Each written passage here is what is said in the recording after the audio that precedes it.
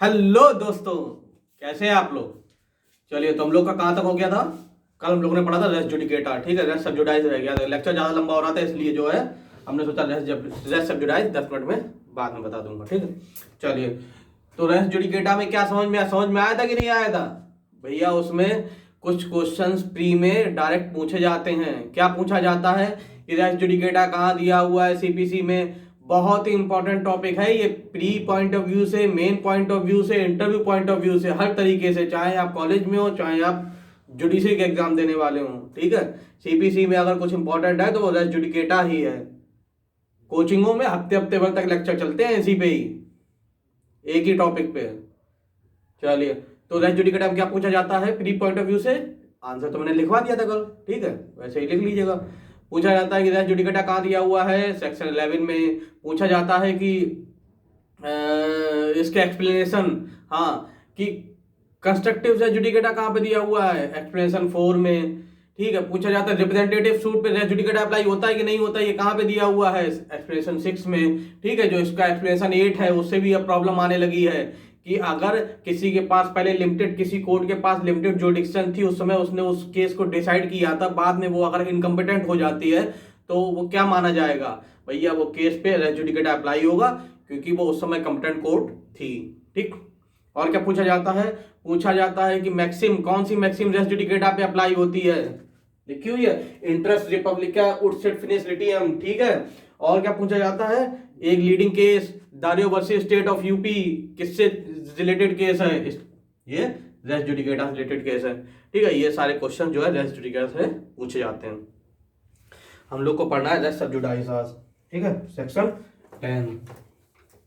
देखो, जैसा कि हमने कल बताया था, क्या है, रेस जुडिकेटा कब अप्लाई होता है, जब भैया केस डिसाइड हो चुका हो, ठीक है।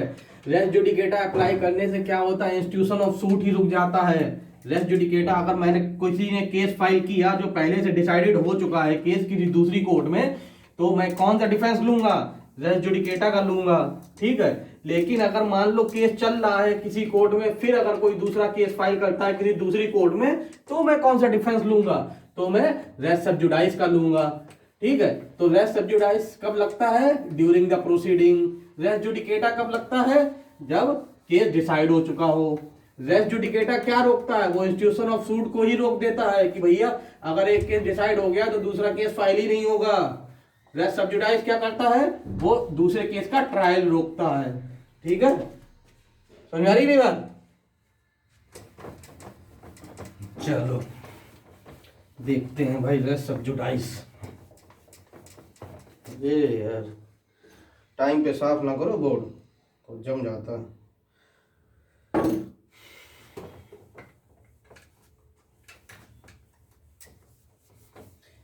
उत्तराखंड जुडिशरी की डेट आ गई है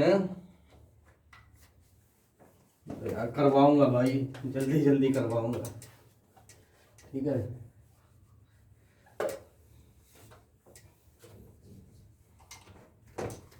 अच्छा, गुजरात का कभी मैंने पेपर नहीं दिया, ठीक है, तो गुजरात के पेपर के बारे में मुझे ज़्यादा आइडिया नहीं है, मतलब लोकल लॉज के बारे में, वहाँ के जो भी कुछ आते हैं उसका देखना पड़ेगा पेपर कैसा होता है।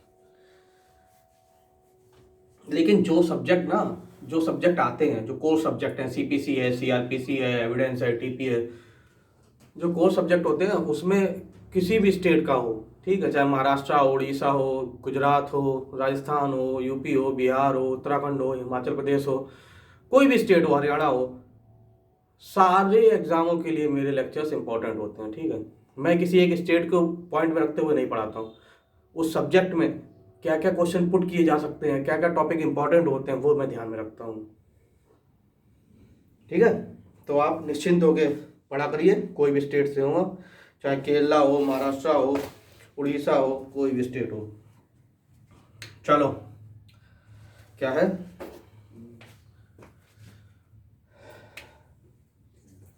रेस्ट का मतलब क्या होता है, कोई भी थिंग। सब्जुडाइज का मतलब क्या होता है, ड्यूरिंग प्रोसीडिंग,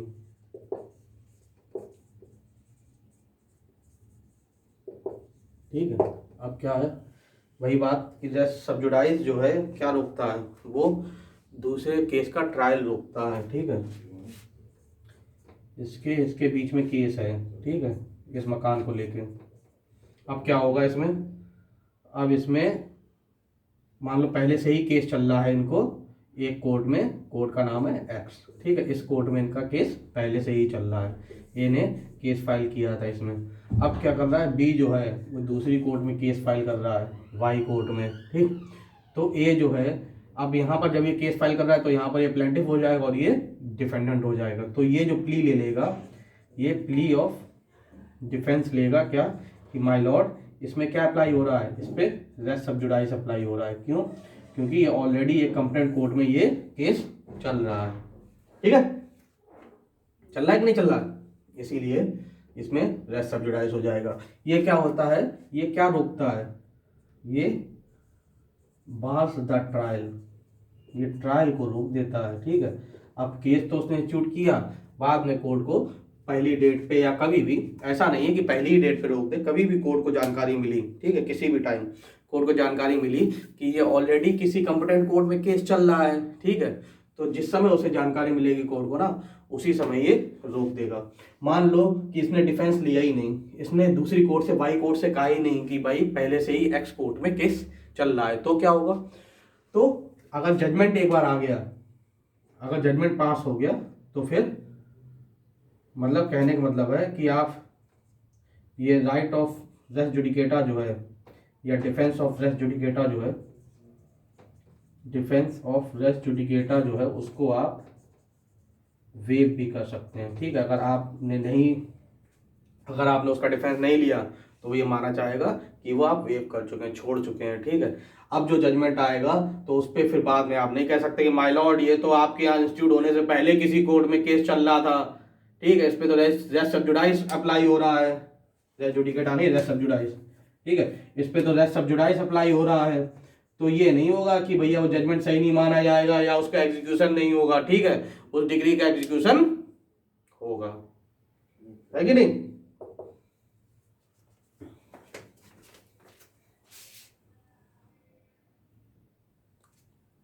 चलिए देखो, इसमें क्या था, कहाँ थे हम लोग, सेक्शन 10 में ये दिया हुआ है। एक बार छत्तीसगढ़ में क्वेश्चन आया था, छत्तीसगढ़ में एक बार क्वेश्चन आया था, क्या आया था कि ये बताओ सेक्शन 10 क्या डिफाइन करता है, ठीक है, सेक्शन 10 में क्या दिया हुआ है। तो उसमें ऑप्शन थे, पहला कि रेस जुडिकेटा, वो रेस सब्जुडाइस, दूसरा रेस जुडिकेटा, तीसरा स्टे ऑफ सूट्स, ठीक है। तो इसमें कौन सा होगा, तो इसमें बेस्ट आंसर जो था वो 3 था, ठीक है। क्यों, देखो रेस सब्जुडाइस जो है ना वो एक मैक्सिम है जो कि स्टे ऑफ सूट्स, लेकिन सेक्शन 10 की हेडिंग क्या है, सेक्शन 10 की हेडिंग है स्टे ऑफ सूट, समझे कि नहीं। अगर ऐसा कभी क्वेश्चन आए, ठीक है, अगर दोनों ही ऑप्शन हो या एक ऑप्शन ये हो 4 कि बोथ 1 and 3 ये हो, तो ये मार देना, ठीक है। अब उसमें शायद ये ऑप्शन नहीं था, ठीक है, उसमें ऑप्शन यही थे कि स्टे ऑफ सूट है कि रेस जुडिकेटा है कि रेस सब्जुडाइस है या कुछ और भी था। तो उसमें आपको बेस्ट आंसर इसमें स्टे ऑफ सूट्स होगा। क्यों, क्योंकि सेक्शन 10 की हेडिंग रेस सब्जुडाइस नहीं है, सेक्शन 11 की हेडिंग रेस जुडिकेटा जरूर है, लेकिन सेक्शन 10 की हेडिंग रेस सब्जुडाइस नहीं है, उसकी हेडिंग क्या है, स्टे ऑफ सूट्स, ठीक है, कि कब सूट्स पे स्टे लग जाएगा, कब रोक दी जाएंगी। जो उसमें जो कॉन्सेप्ट दिया गया वो रेस सब्जुडाइस है, ठीक है, तो ये भी ध्यान रखिएगा। चलिए अब आगे बढ़ते हैं। ये 2020 इसके पेपर में छत्तीसगढ़ के ये क्वेश्चन था, ठीक है। चलो, तो सेक्शन 10 क्या डिफाइन करता है, सेक्शन 10 बताता है स्टे ऑफ सूट्स, ठीक। अब इसमें क्या है, वही इलस्ट्रेशन अगर उसी हिसाब से देख लें तो इसके एजेंशियल्स क्या होंगे, सेक्शन 10 के एजेंशियल्स क्या बनेंगे कि सेम पार्टीज, ठीक है, सेम पार्टीज या person claiming under him, person claiming under him, ठीक। दूसरा क्या बनेगा, सेम सब्जेक्ट मैटर, वही जो रेस जुडिकेटा वाले हैं वही सेम इसके एजेंशियल्स हैं, बस एक आखिरी छोड़ के, कि उसमें ये था, आखिरी क्या था कि the former suit it decided by the former suit on the point, अरे क्या था कि जो फॉर्मर सूट जो था जिस पॉइंट पे कोर्ट ने ऑलरेडी डिसाइड कर दिया था, इसमें क्या है जो फॉर्मर सूट है वो ऑलरेडी पेंडिंग है कोर्ट में, ठीक, बस same subject matter, directly and substantially in issue.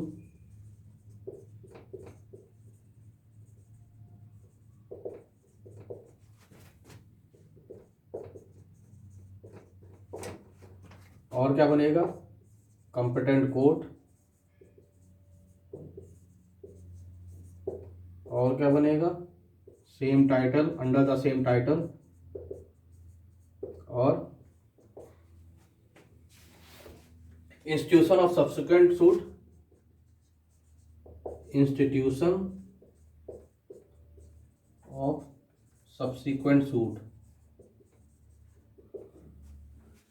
is not barred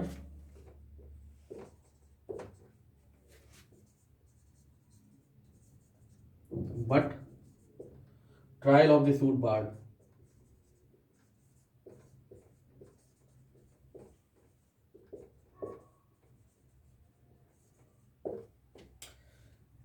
इसमें कम इसलिए मैं अब बता रहा हूं क्योंकि आपको रेस जुडिकेटा ऑलरेडी समझा चुका हूं, ठीक है, वही सारी चीजें हैं, बस समझने की बात है।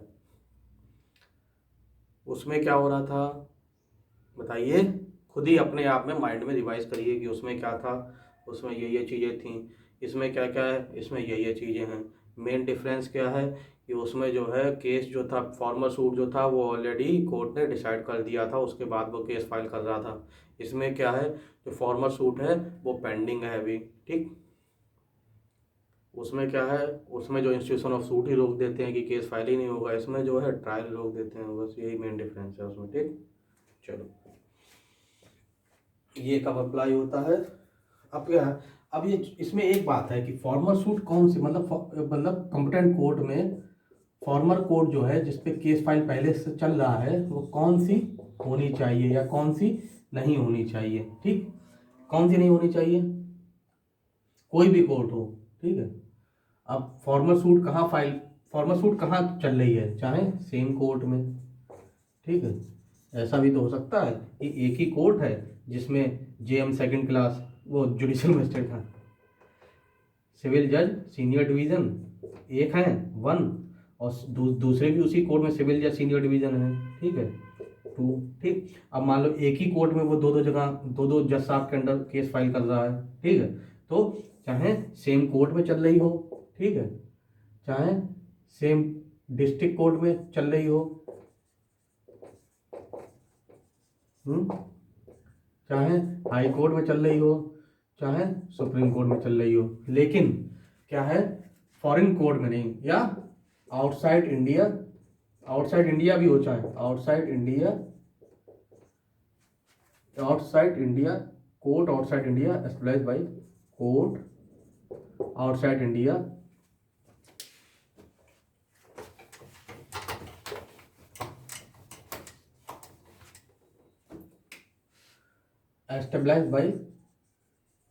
एस्टेब्लिश्ड बाय सेंट्रल गवर्नमेंट, ठीक है।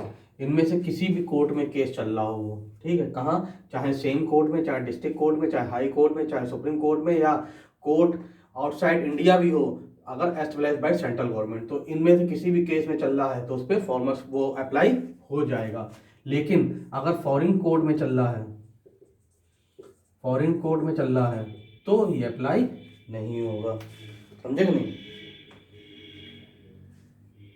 ठीक। फॉरेन कोर्ट में चल रहा है तो रेस सब जुडाइस अप्लाई नहीं होता, ठीक है। फॉर एग्जांपल कि भाई केस चल रहा है अमेरिका में, ठीक है, अमेरिकन कोर्ट में केस चल रहा है, अब कोई इंडिया में भी केस फाइल कर रहा है, तो जो इंडिया में केस फाइल कर रहा है, जो अमेरिकन कोर्ट में जिसने फाइल किया वो ये नहीं बोल सकता कि माय लॉर्ड रेस सब जुडाइस अप्लाई हो रहा है, अमेरिका कोर्ट ऑलरेडी केस वहाँ पे चल रहा है, नहीं, तो उसमें रेस सब जुडाइस अप्लाई नहीं होता।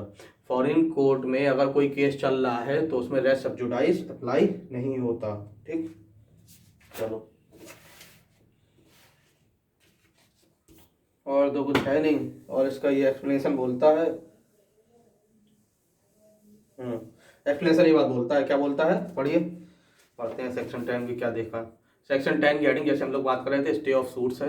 No court shall proceed with the trial, समझने की कोशिश करिए क्या बोल रहा है section. No court shall proceed with the trial of any suit in which the matter in issue is also directly and substantially in issue in a previously instituted suit between the same parties or between the parties under whom they or any of them claiming litigating under the same title where such suit is pending in the same or any other court in India having the jurisdiction to grant the relief claim or any court beyond the limits of India established or continued by the central government and having like jurisdiction or before the supreme court, कहीं पे भी हो, ठीक है, चाहे court एस्पेलाइज outside India, if the court is controlled by the central government then res sub judice apply. ठीक, explanation क्या बोलता है इसका, एक्सप्लेनेशन ये बात क्लियर करता है कि फॉरेन कोर्ट में चल रहा है तो फिर वो रेस्ट सब्जुडाइज अप्लाई नहीं होगा। The pendency of A suit in a foreign court does not preclude the court in India from tying in A suit funded on the same cause of action. समझ में आ रहा कि नहीं आ रहा? चलो इसमें दो केस और लिख लो। सबसे पहले लिखो, यार मिटाने का बोर्ड छोटा लगने लगा यार, मुझे लेना पड़ेगा दूसरा।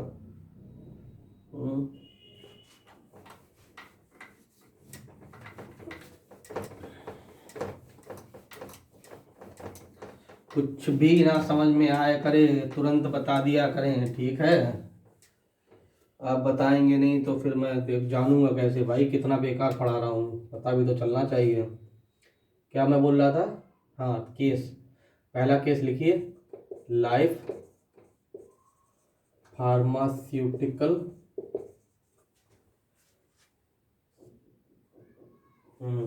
यही है spelling, private limited versus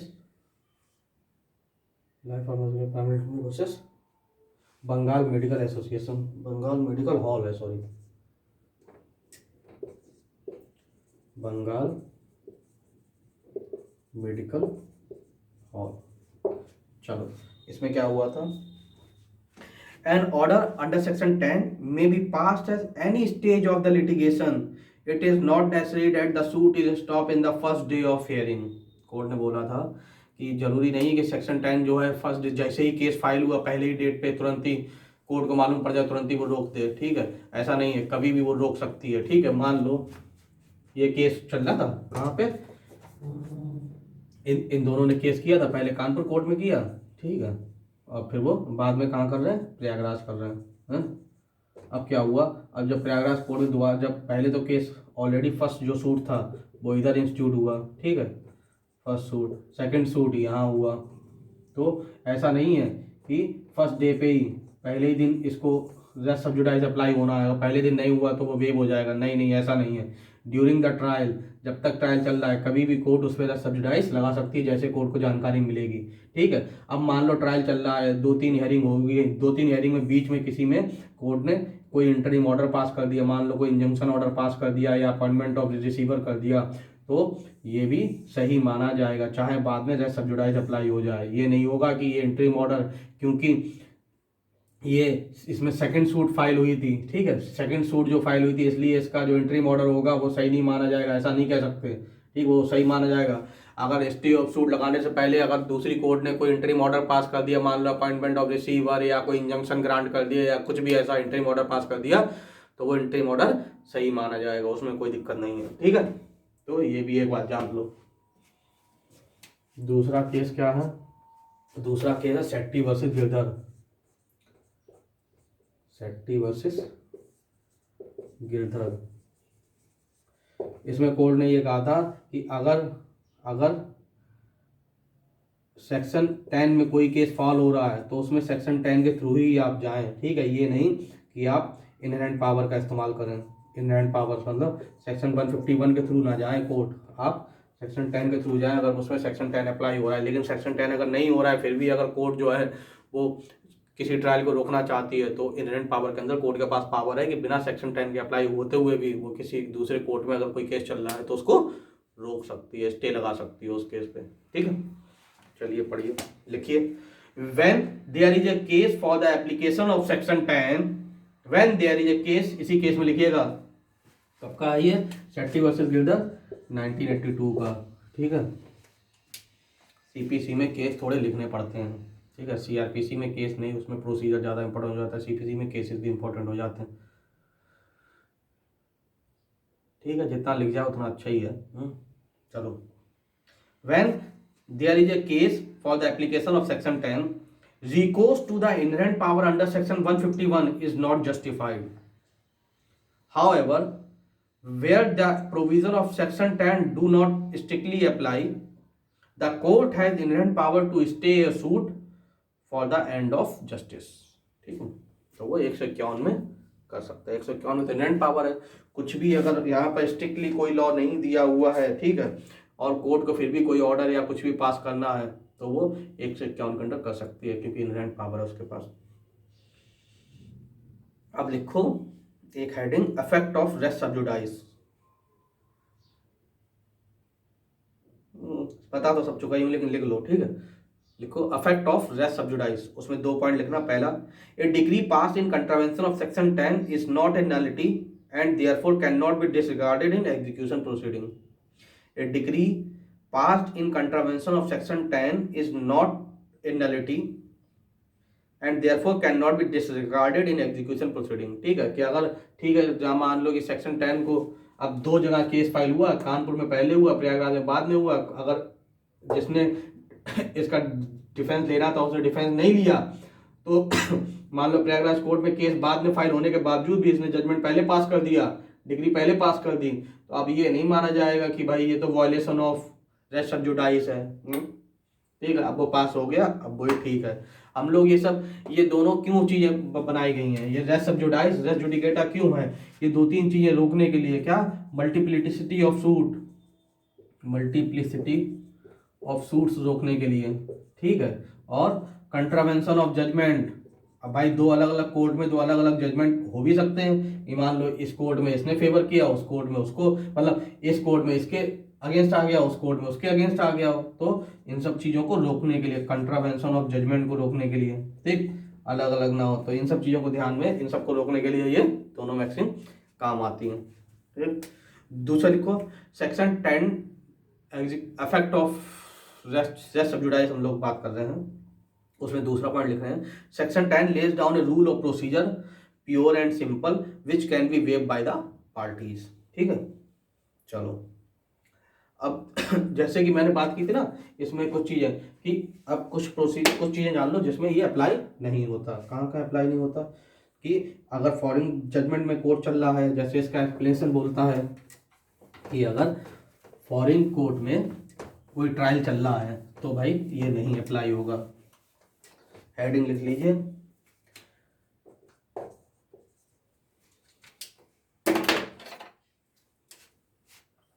race सब्जुडाइस not apply.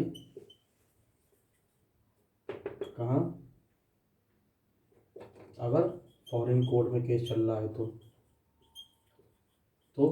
Indian court में केस फाइल करने से कोई नहीं रोक पाएगा, रेस सब्जुडाइस अप्लाई नहीं होगा। ठीक है, कोई इंटरिम ऑर्डर पास हुआ है, ठीक है, अभी मैंने बताया था वहाँ पर कि अगर कोई इंटरिम ऑर्डर पास हो रहा है, कोई मतलब कोर्ट जो है दूसरी कोर्ट इंटरिम ऑर्डर पास कर सकती है, तो उसमें रेस सब्जुडाइस अप्लाई नहीं होगा।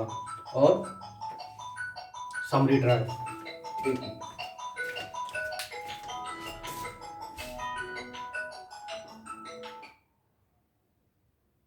हेलो हेलो हेलो, हाँ भैया, देखे ना यार, देख एक मिनट, हाँ